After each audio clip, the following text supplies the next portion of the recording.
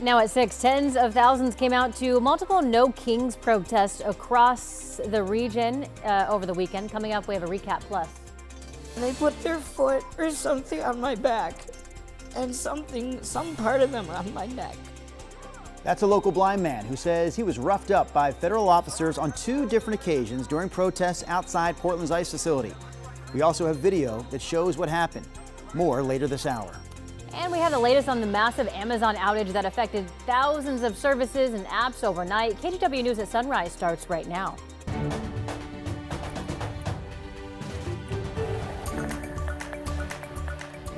Good morning, and thank you for joining us on your Monday. I'm China Green. And I'm Drew Carney. We also have Chris McGinnis and Rod Hill ready to rock and roll here in the 6 o'clock hour.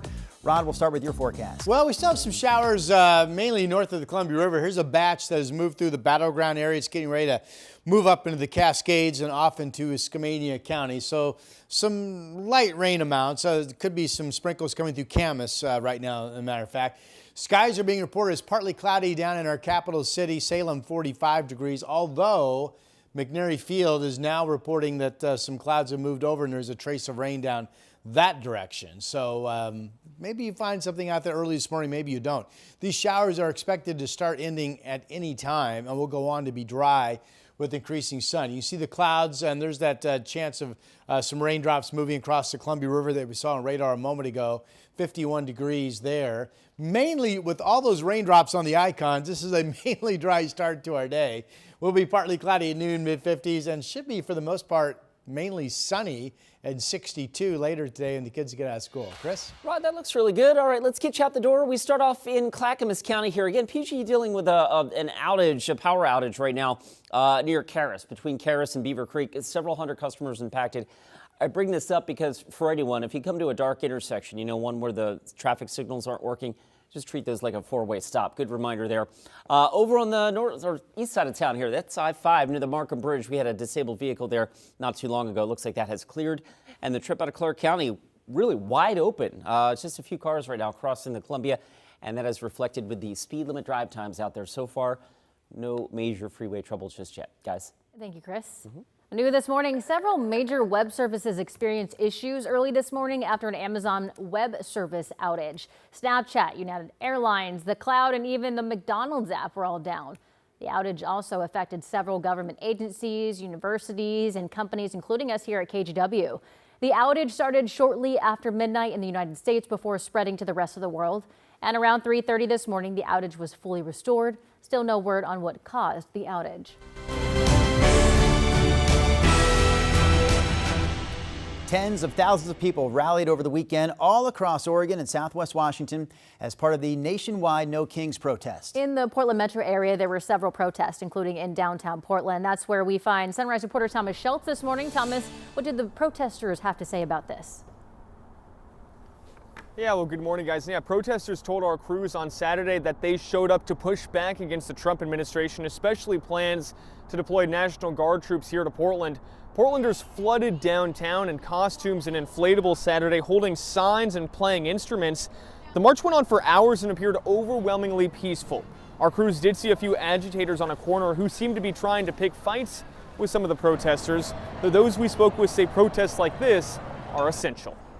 I'm just horrified at the way they're treating immigrants and people of color and grabbing people off the streets, and I think it's pretty disgusting. We declared ourselves a sanctuary church when I first got back 30 years ago. We've held ICE out because with our neighbors hurting, we cannot be silent. Now, Reverend Knutson there, who you just heard from, said that this is essential to ensure that they're able to push back against the Trump administration. He also added that nonviolent protests are the best way to do so. Guys? All right, Thomas Schultz live for us this morning in downtown Portland. Meanwhile, here's a look at some pictures taken near a No Kings protest in Vancouver on Saturday. That's where police say they arrested a man on suspicion of DUI and reckless driving. The driver was identified as Jason Miller. He's accused of rear-ending another car.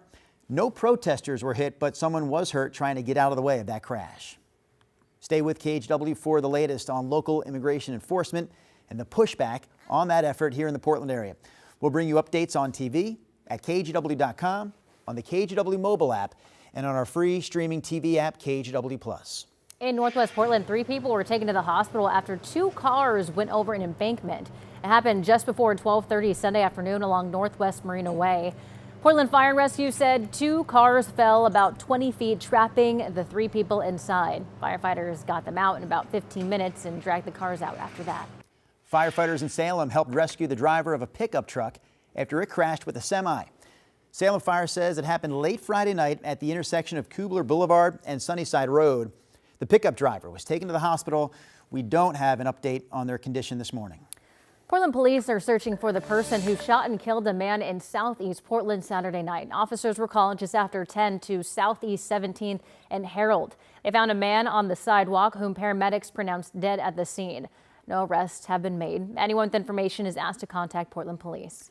Now to the coast, where a surfer was pronounced dead near Siletz Bay after they were pulled out to sea on Sunday. North Lincoln Fire and Rescue said they got multiple reports of a surfer who was caught in a strong current. Crews arrived within minutes, but were only able to recover the surfer's body. Oregon State Police is investigating. All right, check this out. The West Coast Giant Pumpkin Regatta took place in Tualatin yesterday. Crowds came out for games, food, beverages, and of course, the pumpkin boat races. Costume competitors paddled in a giant hollowed out pumpkin, and yes, they are real. Yes, it's amazing, and I would love to see how long it takes them to carve it out. Right? It's fun to see them tip too, and they're always good sports, so it's fun. Organizers also had live performances throughout the day, including the Tualatin High School Marching Band, a clown, and dancing witches. Unique event. To say the least. I mean, that event has grabbed national headlines over the years, grabbed national attention. You definitely need a pumpkin that weighs at least 1,000 pounds in order to have enough space in there if you carve it out to sit in there and paddle. And ideally, for good stability, you want that pumpkin to be closer to 2,000 pounds. I mean, you need a big one. They have 2,000-pound pumpkins yes, there? we talked about, just last week we had the story about that pumpkin in California that was over 2,000 pounds. All right. That's impressive, Mr. I'm going to look up the world record for largest pumpkin ever as you do your weather report. All right. I'll get back to you. Mr. Carney, our crack researcher on that. Yes. We have some lingering showers this morning and reports coming in also where the radar is not really indicating showers. So, for example, at the top of the hour, Salem McNary Field says we have a raindrop. We know we have these showers passing through Clark County right here, and they've produced some dribbles down at PDX along the Columbia River, and there's a touch up in Astoria. These are lingering showers, and they really should be fading out of here at any moment now. Now, later today, dry, but there could be some cloudiness. I don't think rain, but cloudiness continuing at times up around Astoria and Longview. So our forecast, with all that said, calling for increasing sunshine as the day plays out for most of us. Winds will be light. Sun up this morning, 7:34. Temperature still, at least in the afternoon, running below seasonal averages. We've been below normal for the temperatures this month, all but like 4 days, something like that. It's running to be a cool October so far. 50 degrees at 8 o'clock, 54 at 11. Will be 60 at 2, and I have us about 62 for a high temperature again. Winds will be light. Here, I think you can tell the clouds are there over downtown Portland from our Wells Fargo camera. That's that raindrop report at the top of the hour at PDX. Light stuff, 51 degrees. Winds are light this morning, southeast at 5. And here are the other numbers. 47 up in Scappoose. Wilsonville, 45 degrees. West Lynn, 49.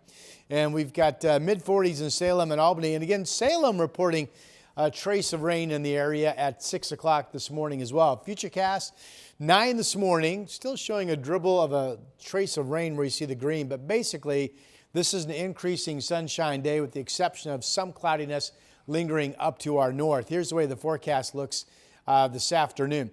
Turning out for most of us to be partly to mostly sunny, mid-50s in Baker City and Burns, but low 60s in Central Oregon and low 60s here up and down I-5 as well. 7-day forecast. I've got a late shower threat, and I'm not sure if we get showers developing Thursday or not. So potentially we're pretty dry until we get all the way into Friday. Then we have that next wet, rainy, come on in, Drew, that wet, rainy storm system on Friday and Saturday into Sunday. Be the third week in a row with pretty good rain numbers. All right, sir. Yes, what do you got? I just noticed my shoes untied, but that's not why I came out. Those are nice, by the way. I like those. Thank you. Fancy. Yeah, largest pumpkin ever. I have this special computer that I can hold in my hand. You ever see one of these? Yeah, I know. Two reports. One says the largest pumpkin ever weighed in at over 2,600 pounds. But then there's another report that says the largest pumpkin in the history of the world was more than 2,700 pounds. So well over 2,000 pounds is the bottom. I think the difference between those two pumpkins, one just went to brunch before being weighed, and the other pumpkin hadn't had breakfast yet. That explains it. Thank you, Rod. Thank you, sir.